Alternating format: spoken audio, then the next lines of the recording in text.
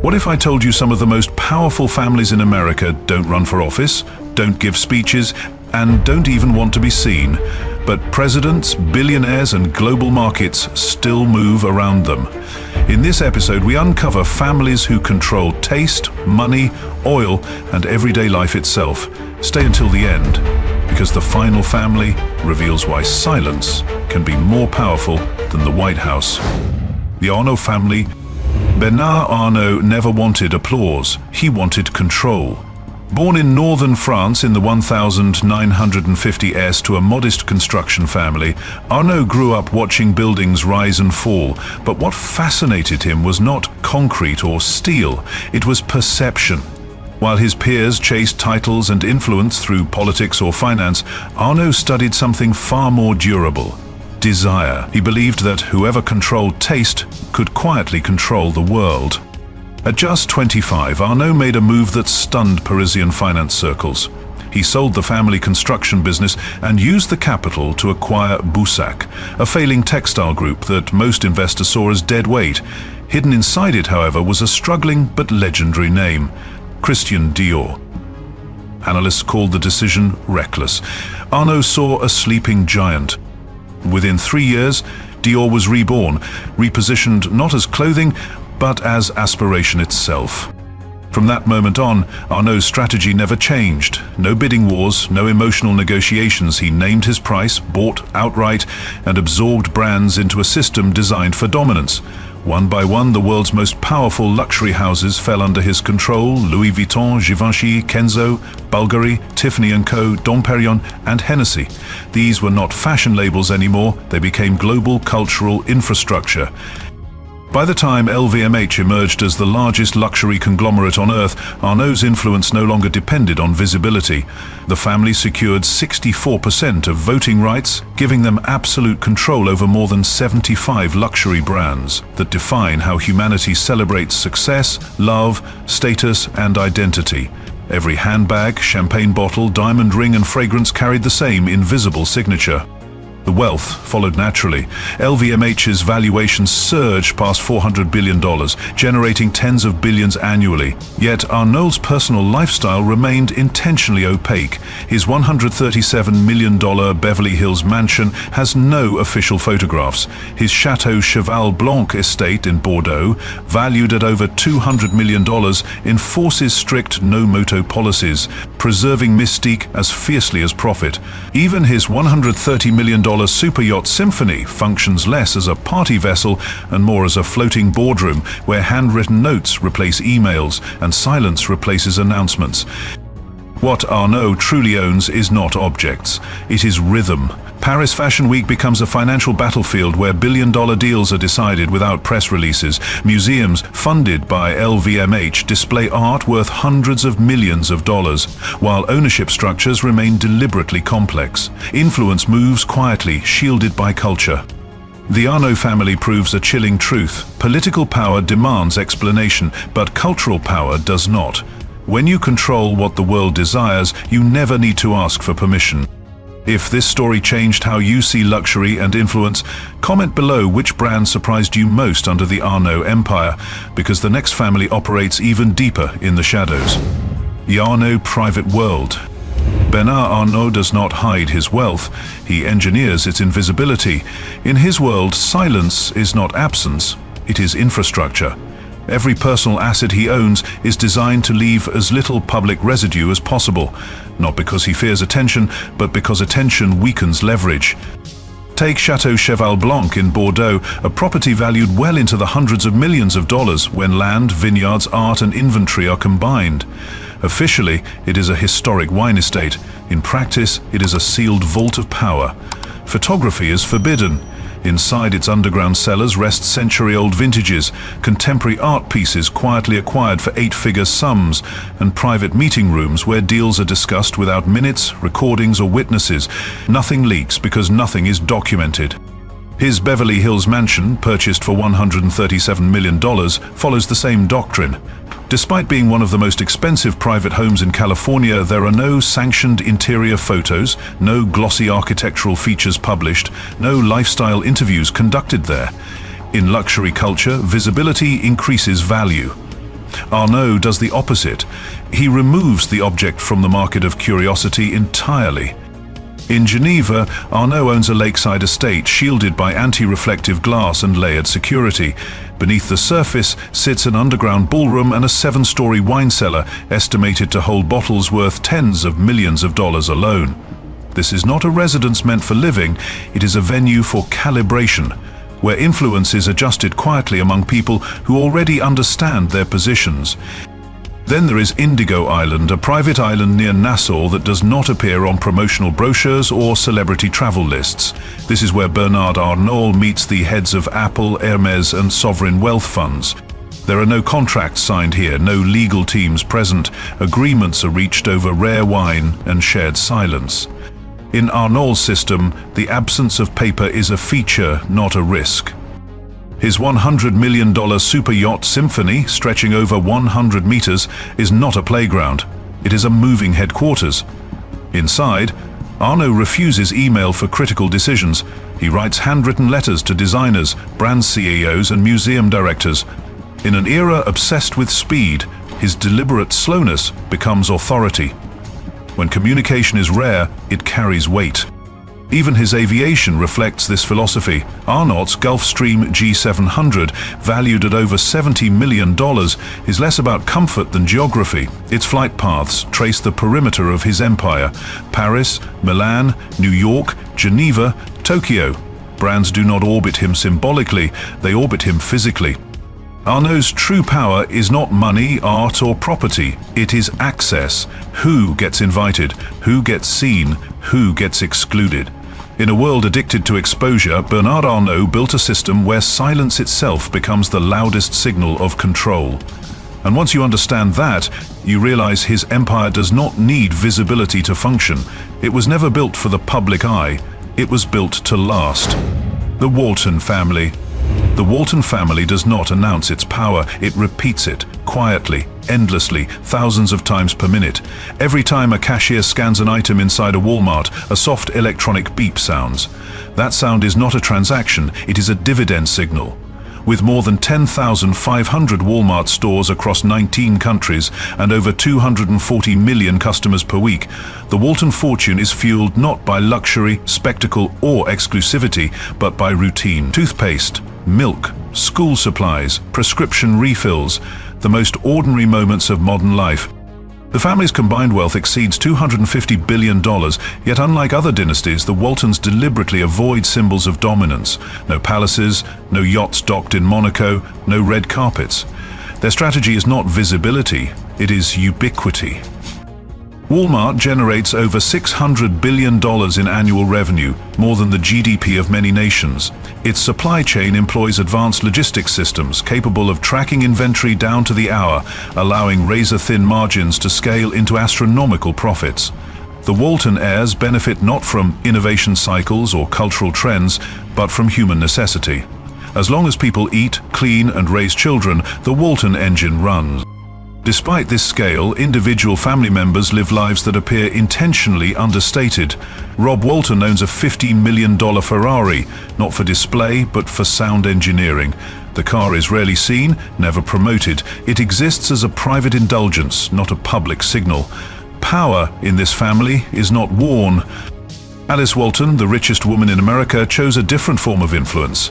Instead of collecting headlines, she built the Crystal Bridges Museum of American Art, a cultural institution in Arkansas valued at over $1 billion when land, architecture, and permanent collections are included. It houses works by Norman Rockwell, Georgia O'Keeffe, and Andy Warhol. The museum is not branded Walmart. There is no family crest at the entrance. Yet it quietly shapes how American history and identity are curated for future generations. Behind the scenes, the Walton Family Foundation operates as the family's most effective instrument. With assets exceeding $5 billion, it funds education reform, healthcare research, environmental studies, and policy-adjacent neutral reports. These studies often surface during tax debates, labor disputes, and minimum wage discussions, framing outcomes favorable to large-scale retail operations without direct political confrontation. When Walmart faces lawsuits over labor practices, union protests, or regulatory pressure, operations continue uninterrupted. Dividends are paid, shelves remain stocked. The machine does not react emotionally. It absorbs friction as a cost of scale. A new generation is emerging. Lucas Walton, heir to one branch of the family, has invested hundreds of millions into renewable energy, sustainable materials, and ESG-driven ventures. His worldview suggests internal tension, a future built on sustainability versus an empire built on consumption. Whether this evolves into reform or remains a side current is still unresolved. The Walton family's power is not theatrical. It does not demand loyalty. It does not seek fear. It conditions behavior. By embedding itself into the most repetitive human actions, the family achieved something rarer than dominance. They made wealth invisible by making it unavoidable, and that is why their empire does not need to be defended. It simply continues. The Walton Controversies and generational shift. Power is easiest to see when it fails. With the Walton family, power is revealed by how little it reacts. For decades, Walmart has stood at the center of American labor controversy. Lawsuits over wages, class action claims about overtime, union suppression campaigns, walkouts and strikes have followed the company across states and decades. Settlements have cost hundreds of millions of dollars over time, and yet nothing fundamental breaks. Stores open at the same hour, trucks arrive on schedule, dividends continue to flow, Walmart's stock price absorbs public outrage the way asphalt absorbs rain. That resilience is not accidental, it is structural. Walmart's legal strategy is decentralized by design. Cases are settled locally, quietly, often without admission of wrongdoing. Costs are written off as operating expenses, with annual revenues exceeding $600 billion. Even a $300 million settlement barely registers on the balance sheet. Controversy becomes friction, not threat. The same pattern appears in personal scandal. Alice Walton, the family member least involved in daily operations, has faced multiple legal incidents over the years, including a fatal traffic accident and later DUI charges. Each case ended without long-term consequences. No jail time, minimal public statements, no sustained media pressure. The events sparked public debate about privilege and justice, but the family itself remained silent. Silence again functioned as insulation. Unlike political families who respond with denial or apology, the Waltons practice non-reaction. They do not defend, they do not explain. Attention dissipates on its own.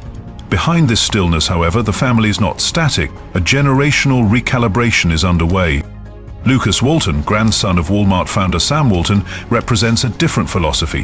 Through his investment firm, Builder's Vision, he has committed hundreds of millions of dollars to renewable energy, sustainable agriculture, water conservation, and low-carbon materials. His portfolio includes wind farms, regenerative food systems, and climate data platforms. These investments do not directly benefit Walmart's core business model of mass consumption and low-cost goods. That divergence matters. Walmart's scale depends on volume, global manufacturing, plastic packaging, and low-price supply chains. ESG-driven investments challenge that logic. Sustainability demands slower growth, higher costs, and long-term trade-offs. Inside the family, this creates a quiet, ideological split: preservation of the machine versus adaptation to a future that may reject it. The family's response is careful. There is no public disagreement, no visible power struggle. Instead, capital is partitioned. Walmart remains Walmart. ESG experimentation lives in separate vehicles. Risk is isolated. Legacy is protected. Even philanthropy follows this dual track. The Walton Family Foundation, with assets exceeding $5 billion, continues funding education reform, healthcare access, and environmental research. Publicly, these initiatives appear altruistic. Strategically, they influence policy environments without direct political exposure. Studies shape debates, reports inform legislation. The family remains unnamed. What emerges is not conflict, but controlled evolution. The Walton Empire does not pivot abruptly. It does not reinvent itself in public. It tests the future quietly, funding alternatives while maintaining the engine that built its fortune. If sustainability proves profitable, it scales. If not, Walmart endures. This is the final layer of Walton power. Not immunity from controversy, not moral authority, but the ability to absorb pressure, explore change, and remain untouched either way. When outrage fades, the system stays standing. And when the future arrives, the Waltons intend to already own part of it. The Rothschild family. True power does not announce itself. It arrives quietly, reshapes the room, and leaves before anyone thinks to ask who was there. The Rothschild family perfected that art more than 2 centuries ago. Their story begins in 1744 in Frankfurt's Judengasse, where Meyer Amschel Rothschild built a financial operation so disciplined that it outlived empires. His innovation was not money, it was structure. Meyer sent his 5 sons to Europe's most powerful capitals, London, Paris, Vienna, Naples, and Frankfurt, creating a private financial nervous system that moved faster than kings, armies, and governments. The symbol of 5 arrows was not decoration, it was instruction. Each branch operated independently, yet nothing moved without family alignment. Information traveled faster than gold. Trust replaced paperwork. Silence replaced publicity. By the 19th century, the Rothschilds were financing wars, stabilizing collapsing currencies, and underwriting national debts.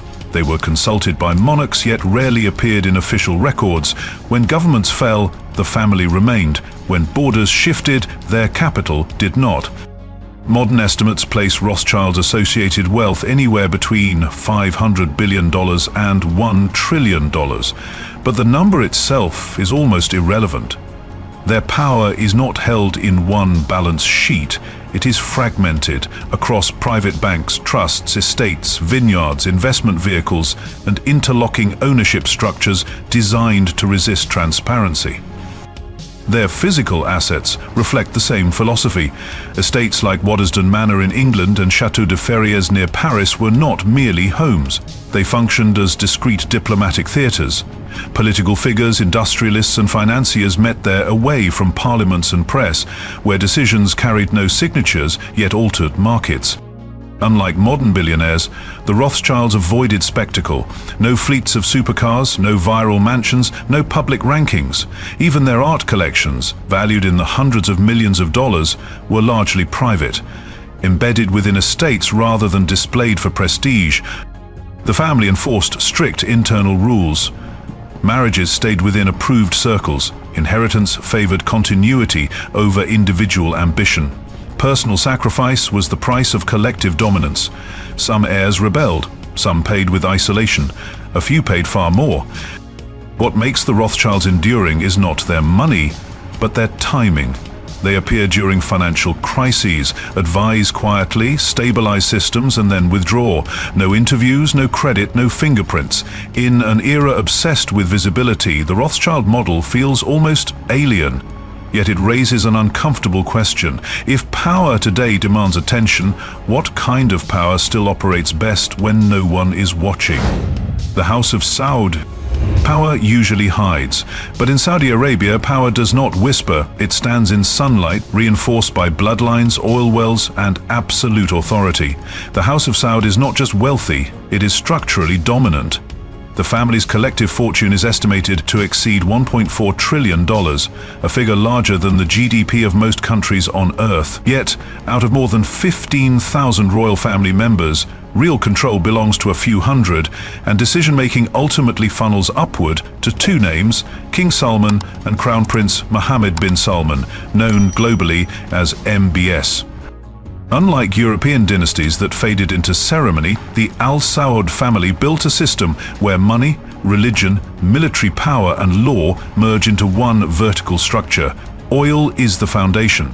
Saudi Aramco alone carries a valuation near $2 trillion, generating the revenue stream that fuels both state policy and royal privilege. Their physical symbols of power are designed to be unmistakable. Al Yamama Palace in Riyadh is not a residence. It is a fortified city. Built with imported Italian stone and advanced anti-surveillance systems, the palace spans millions of square feet and functions as both command center and royal court. Private airfields, underground corridors, and electronic shielding ensure that conversations inside never leave the walls. The family's vehicle collection reflects the same philosophy. More than 500 supercars are held across royal garages, including limited-run hypercars secured with biometric authorization. One custom McLaren reportedly requires dual prince clearance to operate, turning a car into a controlled asset rather than a toy. Then there is the art. In 2017, a Saudi royal intermediary purchased Leonardo da Vinci's Salvator Mundi for $450 million, making it the most expensive painting ever sold. The artwork has never been publicly displayed. Its location remains undisclosed. In a conservative religious kingdom, the purchase was not cultural indulgence. It was a message. Silence can cost nearly $500 million. But the most defining moment of modern Saudi power did not happen in a palace, it happened in a hotel.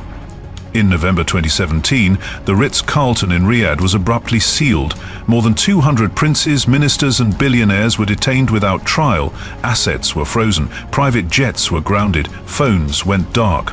By the time the doors reopened, an estimated $100 billion had changed hands through forced settlements. No official charges, no public resistance, no appeals. From that moment forward, power inside the House of Saud stopped being shared. It became centralized. MBS emerged not just as crown prince, but as chief executive of a kingdom, pushing economic reforms, social shifts, and global partnerships at a pace that stunned allies and unsettled rivals. Entertainment districts rose from desert sand, tech capital replaced religious police, yet the foundation remained unchanged. Authority by inheritance, enforced by wealth. The Al Saud family proves a rare truth. In some parts of the world, power must be elected. In others, it must be negotiated, but here power is born, funded, and protected. And when it moves, it does not ask permission. If this kind of absolute power still exists in the modern world, the real question is this: does it make a nation stronger or simply quieter? Let me know what you think in the comments below. After exploring these families, 3 lessons become impossible to ignore. First, real power doesn't need visibility. Whether it's luxury empires shaping global taste, retail giants influencing daily behavior, or financial dynasties steering markets, influence works best when it operates quietly. Second, families, not individuals, are the most durable power structures. Elections change, CEOs come and go, but family governance, bloodlines, and internal rules preserve control for generations. Third, money becomes truly powerful only when paired with restraint. The less these families explain themselves, the harder they are to challenge. If this video changed how you think about wealth, influence, and control, make sure to like the video and subscribe to the channel. We're continuing this story because in part 3 we'll dive even deeper into how modern dynasties protect their power in a world demanding transparency. You won't want to miss it.